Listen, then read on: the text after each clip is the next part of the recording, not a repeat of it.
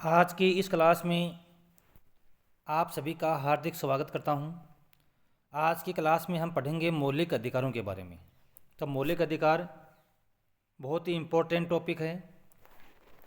मौलिक अधिकार से संबंधित जो टॉपिक है इसको हम दो भागों में कंप्लीट करेंगे। तो चलिए शुरू करते हैं।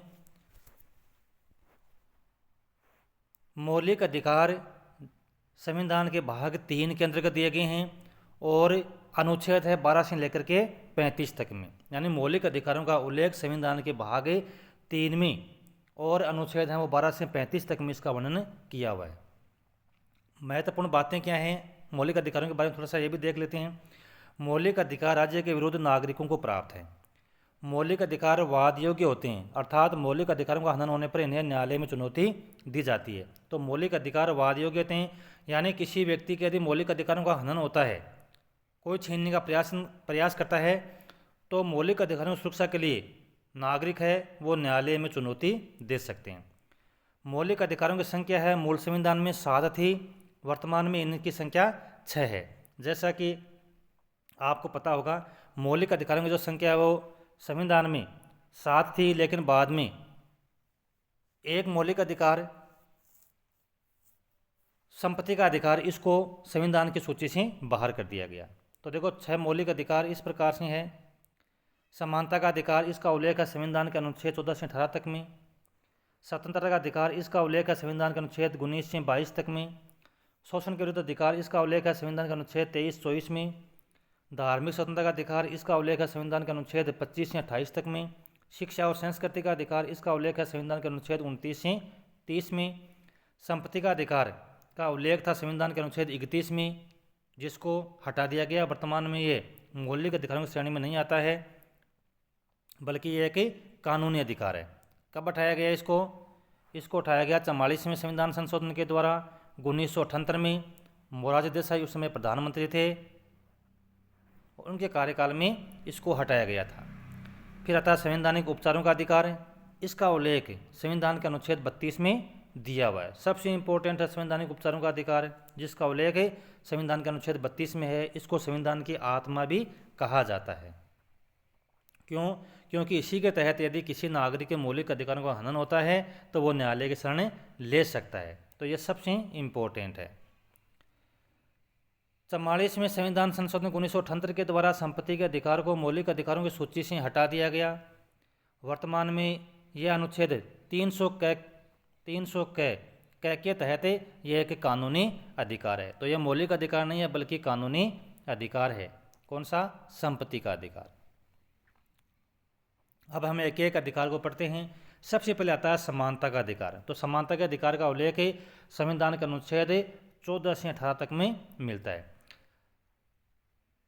भारत में रहने वाले किसी भी व्यक्ति को, अनुच्छेद 14 में दिया हुआ है कि भारत में रहने वाले किसी भी व्यक्ति को विधि के समक्ष समानता व विधियों के समक्ष समान संरक्षण से वंचित नहीं करेगा। यानी राज्य है वो भारत में रहने वाले सभी व्यक्तियों के को कानून के समक्ष समान समझेगा और सबको समान कानून का समान संरक्षण प्राप्त होगा। यह उल्लेख किया गया संविधान के अनुच्छेद 14 में। देखो इसमें क्या है, विधि के समक्ष समानता है, यानी कानून के सामने सब बराबर हैं। विधि का समान संरक्षण, समान परिस्थितियों में सबके साथ समान व्यवहार किया जाएगा। यह अमेरिका से लिया गया है और समक्ष जो समानता है यह ब्रिटेन से लिया गया है। तो यह अनुच्छेद 14 में दिया हुआ है समानता के अधिकार के तहत। दूसरा आता है भेदभाव का निषेध।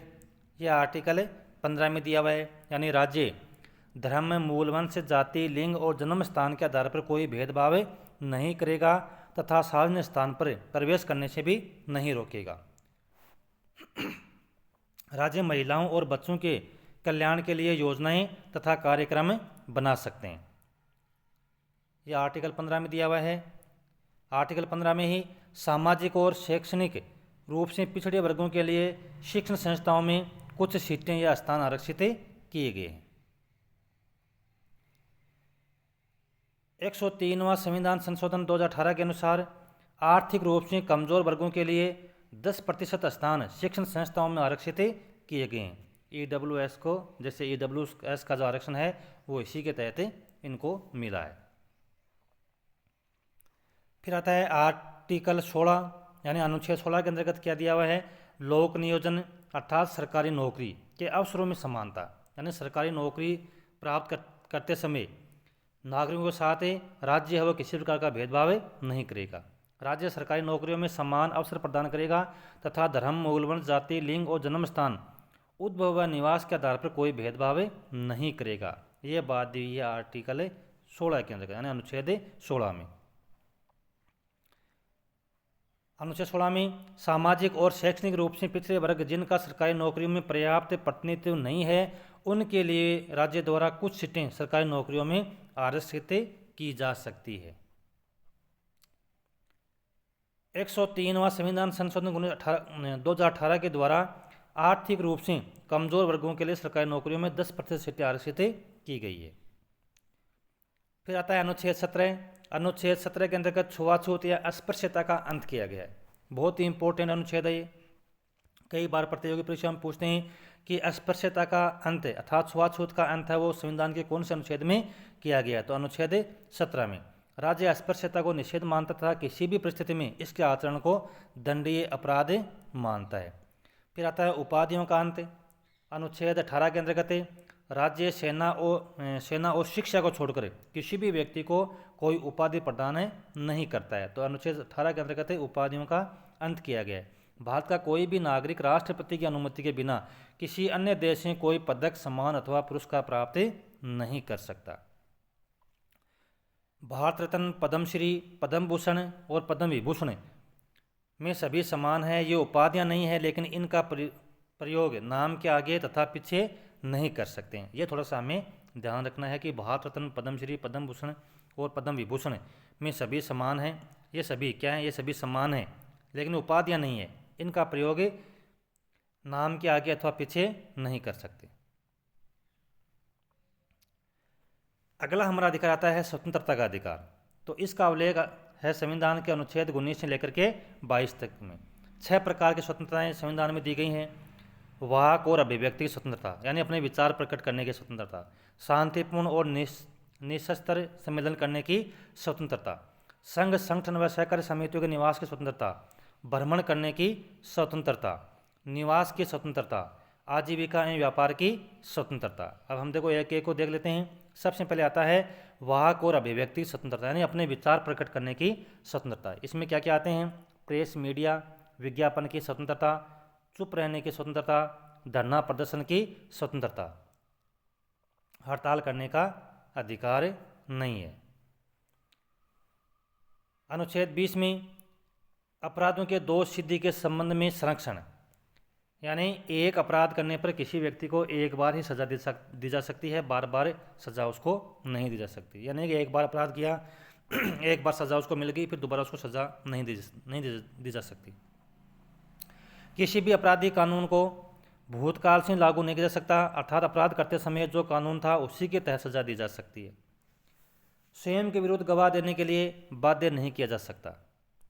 अनुच्छेद 21 के अंतर्गत प्राण और दैहिक स्वतंत्रता यानी जीवन जीने का अधिकार।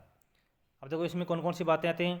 गरिमायुक्त जीवन जीने का अधिकार है, अच्छी शिक्षा प्राप्त करने का अधिकार है, स्वास्थ्य प्राप्त करने का अधिकार है, शुद्ध पानी पीने का अधिकार है, शुद्ध हवा लेने का अधिकार है, शुद्ध भोजन प्राप्त करने का अधिकार है और निजता का अधिकार है। यानी कुछ बातें आप प्राइवेट रख सकते हो, ये भी अधिकार संविधान के अंतर्गत दिया हुआ है अनुच्छेद 21 के अंतर्गत। जीवन जीने के अधिकार में मरने का अधिकार शामिल नहीं है, यानी आप आत्महत्या नहीं कर सकते, ये कानूनन अपराध है। फिर आता है शिक्षा का अधिकार। शिक्षा का अधिकार मूल संविधान नहीं था, लेकिन बाद में अनुच्छेद 21 के अंतर्गत इसको जोड़ा गया है। 6 से 14 वर्ष तक के बच्चों को निःशुल्क व अनिवार्य शिक्षा का अधिकार प्रदान किया गया है। 86वें संविधान संशोधन के द्वारा ये जोड़ा गया है। प्रधानमंत्री थे अटल बिहारी वाजपेयी।